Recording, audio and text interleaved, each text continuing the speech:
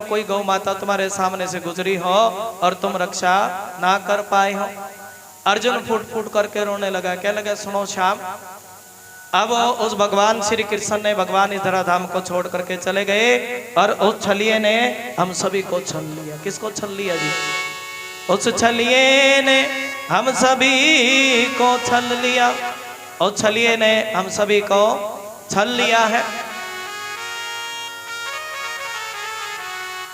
और वो नारायण, वो कृष्ण इस धराधाम को छोड़ करके चले गए। और जब ये शब्द कुंती बुआ के कानों में पड़े, कुंती भगवान से इतना प्रेम करती है और उसी क्षण कुंती ने अपने प्राण छोड़ दिए। भगवान चले गए, नारायण चले गए और पांचों पांडव भी स्वर्ग के लिए चले हैं। एक बार प्रेम से बोलो जय श्री श्याम। धृतराष्ट्र गंधारी आज पांडवों के टुकड़े पर पल रहे हैं। तभी विधुर, महात्मा विधुर आए। विधुर कहने लगे, सुनो धृतराष्ट्र, अरे आज तुम धर्मराज के दिए हुए टुकड़े पर पलते हो। तुम्हारे खुद के तो बेटे मारे गए और अब तुम पांडवों के दिए हुए टुकड़े पर पलते हो। अब तो कुछ परमात्मा का भजन करो, अंत समय में भी परमात्मा का भजन हो जाएगा तो तुम्हारे पाप नष्ट हो जाएंगे। बड़ा समझाया विधुर ने। देखिए विधुर धृतराष्ट्र गंधारी को उत्तर दिशा की तरफ लेकर के चले। थोड़ा ध्यान लगाओ तो कथा और आनंद होगा। जय जय श्री राम। उत्तर दिशा की तरफ लेकर के चले और धृतराष्ट्र गंधारी परमात्मा के भजन में मस्त होकर के 5 दिनों में अपना शरीर छोड़ दिया। और धर्मराज सोच लगे, मेरे ताऊ कहां पर चले गए? कहां चले गए मेरे ताऊ? कहीं मुझसे कोई अपराध तो नहीं बना जो वो मुझे छोड़ करके। तभी नारद जी आए, कहने लगे, सुनो धृतराष्ट्र, अरे गंधारी धर्मराज से कह रहे, कहने लगे, सुनो धृतराष्ट्र, प्रेम से बोलो जय श्री श्याम। सुनो धर्मराज, धृतराष्ट्र और गंधारी उनको तो विधुर लेकर के गए हैं और 5 दिनों में ही भगवान का भजन करने से उनकी मुक्ति हो जाएगी। देखिए वो बच्चा जिसकी रक्षा भगवान ने उत्तरा के गर्भ में की, पांडव लोग भी सब भगवान के धाम को पधार चले गए। और जिस बच्चे की परमात्मा ने रक्षा की, उस बच्चे का नाम पड़ा परीक्षित। बोले परीक्षित महाराज की। और परीक्षित अपने राज्य में जाते और ये देखते, अरे मेरे राज्य में कोई दुखी तो नहीं है। क्या देखते जी? मेरे राज्य में कोई दुखी तो नहीं है। और एक दिन राजा परीक्षित ने क्या देखा? एक गाय को और एक बैल को, एक काले रंग का पुरुष गाय बैल को चोट मार रहा। वो धर्म जिसके 3 चरण तोड़ दिए कलयुग में। कितने चरण तोड़ दिए जी? धरती माता कह रही है, कहने लगी, सुनो धर्म धरती माता से पूछ रहे, सुनो धरती माता, तुम इतनी दुखी क्यों हो? क्या इस धरती पर अब लोग पाप करेंगे? क्या पापी लोग धरती पर निवास करेंगे इसलिए तुम दुखी हो? तब धरती माता कहने लगी, सुनो धर्म, जिस बात को तुम पूछते हो ना, वो बात तो तुम खुद ही जानते हो, जिस बात को तुम पूछ रहे हो। और अब इस धरती पर जादिनाते भगवान इस धराधाम को छोड़ करके गए हैं ना, और तभी इस धरती पर पापी लोगों ने निवास किया और इसी कारण मेरा दुख बढ़ गया। क्या बढ़ गया जी? दुख बढ़ गया। सुनो धर्म, अरे तुम तो बताओ धर्म, तुम तो बताओ, तुम्हारे तो 4 चरण होते थे और लेकिन ये तुम्हारे 3 चरण किसने तोड़ दिए? कितने चरण जी? 3 चरण। पहला चरण तप का चरण। ऋषि मुनि लोग एक पैर पर खड़े होकर के तपस्या करते थे, लेकिन अब तो थोड़ी देर ही बैठना बड़ा मुश्किल है। ये चरण भगवान के भजन का चरण, तप का चरण, दया का चरण। दया देखने को नहीं मिलती, दया मिलती है जी देखने को। पवित्रता का चरण खत्म होता जा रहा है। एक चरण दान का चरण है और इस चरण पर भी कलयुग चोट मारता है। किस चरण पर जी? दान है तो धर्म है। राजा परीक्षित कहने लगे, सुनो धर्म, तुमने धरती माता को भी दुखी किया और तुमने गौ माता को भी दुखी किया और मैं तुम्हें छोड़ूंगा नहीं। राजा परीक्षित तलवार लेकर के दौड़े और कलयुग जानता था कि राजा मुझे मार डालेगा और तभी कलयुग दीनहीन होकर राजा के चरणों में गिर गया। और जिस समय कलयुग राजा के चरणों में गिरा और कलयुग ने राजा को प्रेम से बोलो जय श्री श्याम। राजा परीक्षित ने कलयुग को मारा नहीं और कलयुग को रहने के लिए जगह दे दी। क्या दी जी? ये बताओ कलयुग तुम्हारे अंदर कितने गुण हैं और तुम्हारे अंदर कितने दोष हैं। कलयुग कहने का सुनो राजा जी, दोषों की तो कोई गिनती नहीं। सुनो राजा जी, दोषों की तो कोई गिनती नहीं है और गुण सिर्फ एक ही है। क्या गुण है जी? दोषों की कोई गिनती नहीं है और गुण सिर्फ एक ही है। मेरे युग में सबसे बड़ा है हरि का नाम। कलयुग हरि का गुण गाने के लिए मिला और मेरे युग में कोई पाप करेगा मन से, क्योंकि मन में तो पता नहीं दिन में कितनी बार पाप आता है और मन से किए हुए पाप का फल नहीं मिलेगा, लेकिन मन से किए हुए पुण्य का फल तुरंत व्यक्ति को मिल जाएगा। ऐसा कलयुग में देखे गुण है कलयुग का। और कलयुग भगवान, मेरे युग में जो भगवान का भजन करेगा उनका बेड़ा भव से पार होगा। उस प्रभु की है कृपा बड़ी, याद कर ले घड़ी दो घड़ी। घंटी बज जाए कब यमराज का संदेशा आ जाए। घंटी बज जाए कब मौत की, मौत हरदम सिराने खड़ी। उस प्रभु की है कृपा बड़ी, याद कर ले घड़ी दो घड़ी। और राजा परीक्षित ने कलयुग को रहने के लिए जगह दे दी। इतना बड़ा गुण देखा, रीझ गए। बहुत बड़ा गुण है ना। जो फल 60,000 वर्ष की तपस्या से नहीं मिलता, कलयुग में वो फल भगवान का भजन करने से, इसी गुण पर रीझ गए थे। और कलयुग से कह दिया जाओ कलयुग जहां पर देखिए राजा परीक्षित सोचने लगे भाई मेरा राज्य है, मेरे राज्य में कोई शराब नहीं पीता। क्या नहीं पीता जी? उस समय शराब नहीं पी जाती थी। आजकल तो घर घर में कलयुग का कैसा निवास। मेरे राज्य में कोई जुआ नहीं खेलता, मांस नहीं खाता, वेश्या गमन नहीं होता। और तब राजा परीक्षित ने सोचा जब ये काम होंगे ही नहीं तो कलयुग कैसे प्रवेश करेगा। और इन जगहों पर स्थान दे दिया जाओ कलयुग जहाँ पर शराब पी जाए वहाँ पर नशे के रूप में तुम्हारा निवास होगा। जहाँ पर वेश्या गमन होगा काम के रूप में तुम्हारा निवास होगा। जहाँ पर जुआ खेला जाएगा छल कपट के रूप में और लालच के रूप में तुम्हारा निवास होगा। जहाँ पर मांस खाया जाएगा वहाँ पर भी तुम्हारा निवास होगा। कलयुग बड़ा राजी हुआ। अरे देखो अब तो मैं किसी न किसी तरह, और किसमें जी एक जगह और मांगी। कौन सी जगह जी? चोरी का धन। अब तो देखिए कलयुग और प्रसन्न हो गया। अरे कोई ना कोई धन चुरावेगा और मैं उस धन में बैठ जा करके बैठ। देख कलयुग राजा परीक्षित, चोरी के धन में सोने में तुम्हारा निवास हो और जो धन मेहनत से कमाया जाए उसमें हरि का निवास होगा। किसका निवास जी? और संत लोग कहते राजा परीक्षित के सर पर एक मुकुट जिसको भीम लेकर के आए, जरासंध को हराया। राजा परीक्षित ने जैसे वो मुकुट, छल कपट का मुकुट, राजा परीक्षित ने जैसे ही छल कपट का मुकुट अपने सर पर ओढ़ा और वैसे ही राजा परीक्षित के सर पे कलयुग बैठ गया। कौन बैठ गया जी? कलयुग बैठ गया। किसके सर पे जी? राजा परीक्षित के सर पे कलयुग बैठ गया। जिस राजा ने कभी शिकार नहीं खेला। क्या नहीं खेला जी? वो राजा शिकार खेलने के लिए चले। और कुछ संत ऐसा भी कहते हैं जो देखिए जो पशु जो पागल हो जाते थे, क्या हो जाते थे जी? उनका शिकार राजा लोग करते थे, जो पागल हो जाते थे, जिनसे जीवों को खतरा होता था। और जिस राजा ने शिकार खेलने के लिए चले, समीक मुनि की कुटिया में पहुंचे। किस में पहुंचे जी? समीक मुनि की। और मुनि समाधि लगा करके बैठे। हर श्वास में हो सुमिरन तेरा, यूं बीत जाए ना जीवन में। हर श्वास में हो सुमिरन तेरा, यूं बीत जाए ना जी। तेरी पूजा करते बीते सांझ सवेरा। भोलेनाथ कहते हैं पार्वती से, पार्वती ये जो शाम का समय होता है ना, भागवत में भी आया है, ये भजन का समय होता है शाम का समय। किसका समय जी? ये कोई भोग विलास का, शाम का समय, भजन का समय।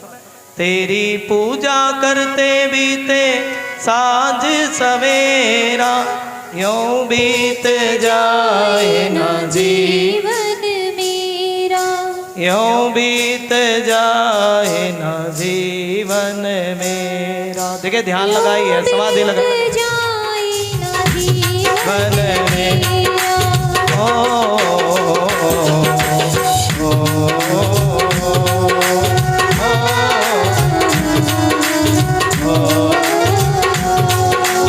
हर श्वास में हो सुमिरन तेरा।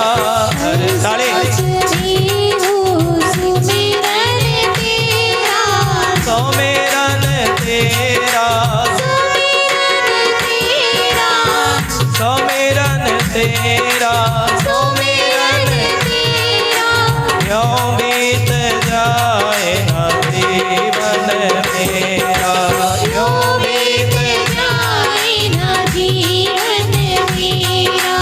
हर श्वास में हो सुमिरन तेरा। हर श्वास में हो यूं बीत जाए ना जीवन मेरा, यूं बीत जा। हाथ खड़े करके ताली बजा करके देखिए, प्रसंग के अनुसार भजन हो तो भव से बेड़ा पार है।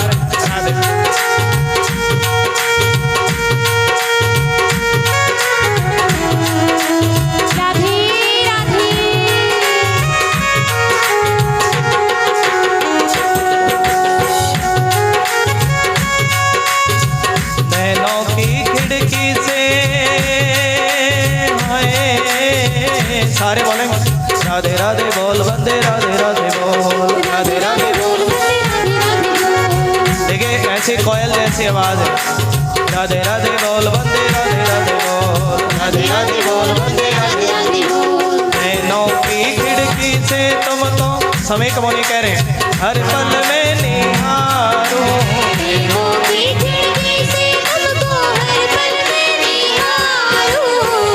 मन में बिठा कर तेरी आरती उतारो, मन में बिठा कर तेरी आरती उतारो, मन में बिठा कर तेरी आरती उतारो।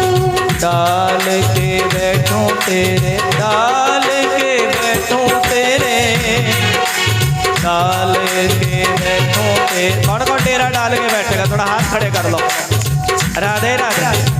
डाल के बैठो तेरे चरणों में डेरा, डाल के बैठो तेरे चरणों में डेरा।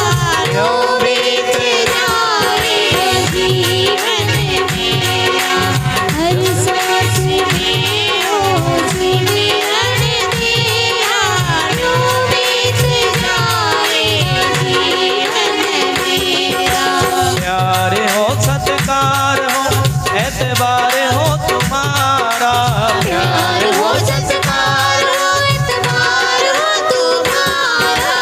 सुख भी हो सारे कर याद हो इशारा, दुख भी हो सारे कर याद हो इशारा। हो आत्मा पर, हो आत्मा पर, हो तेरा ही डेरा। यूं बीत जाए ना जीवन मेरा। समाधि लगाने श्वास में हो सुमिरन तेरा। यूं बीत जाए ना जीवन मेरा। हरि बोल।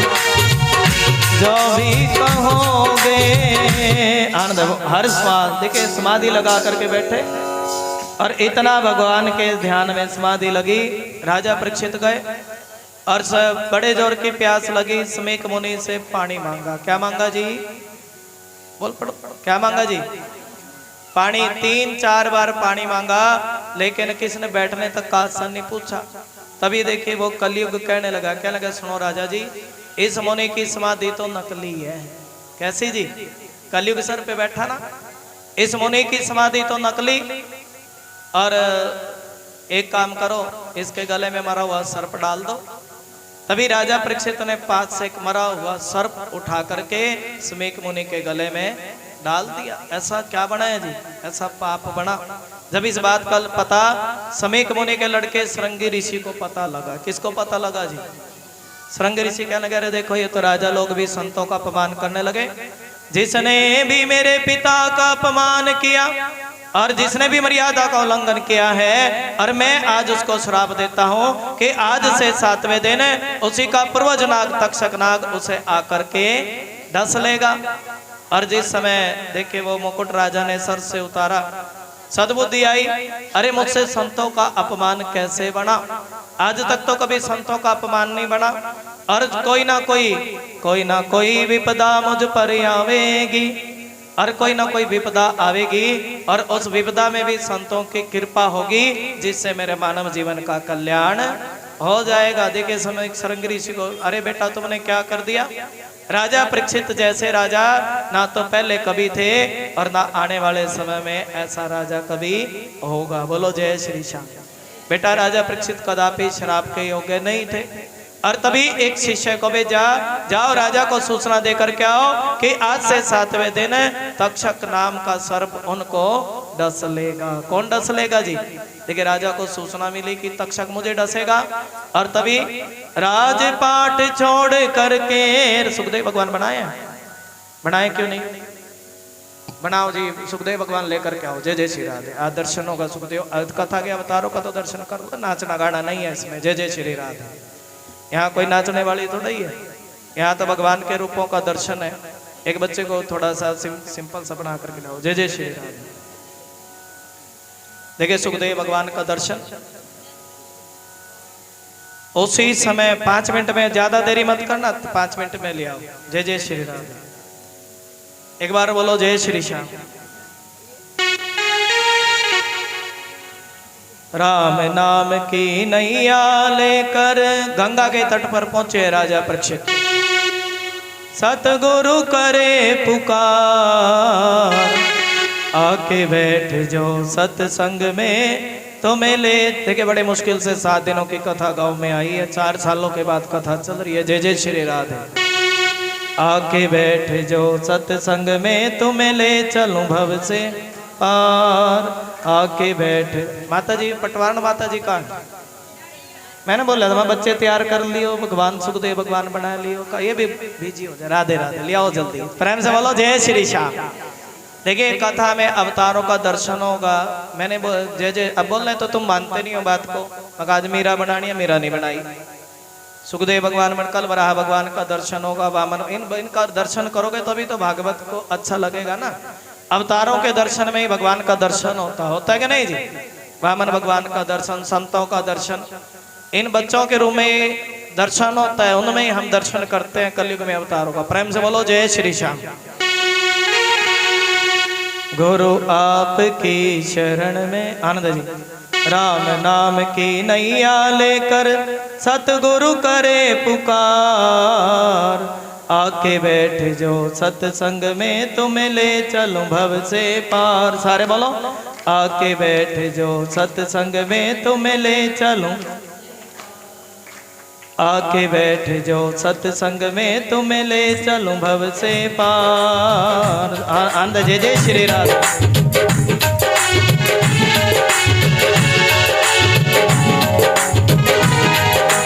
जो मेरी इस नैया में चढ़ जाएगा, जो मेरी आनंद ताली जाकर के बोलेंगे। आके बैठ जो सत्संग में तुम्हें ले चलूं भव से पार। आके दोनों हाथों की ताली जाकर के राधे राधे। जो सत्संग में तुम्हें ले चलूं भव से पार। आके बैठ जो सत्संग में तुम्हें ले चलूं भव से पार। आके बैठ जो सत्संग में तुम्हें ले चलूं भव से पार। ओ राधे राधे राधे राधे राधे राधे राधे राधे राधे राधे राधे राधे राधे राधे राधे। हरि बोल। अपना जीवन सौंप दे मेरे हाथों में, अपना जीवन सौंप दे मेरे हाथों में, अपना जीवन सौंप दे मेरे हाथों में। हाथ खड़े रहिए, ताली। मेरे हाथों में सुखदेव भगवान कह रहे हैं आनंद है, अपना जीवन सौंपद मेरे हाथों में, अपना जीवन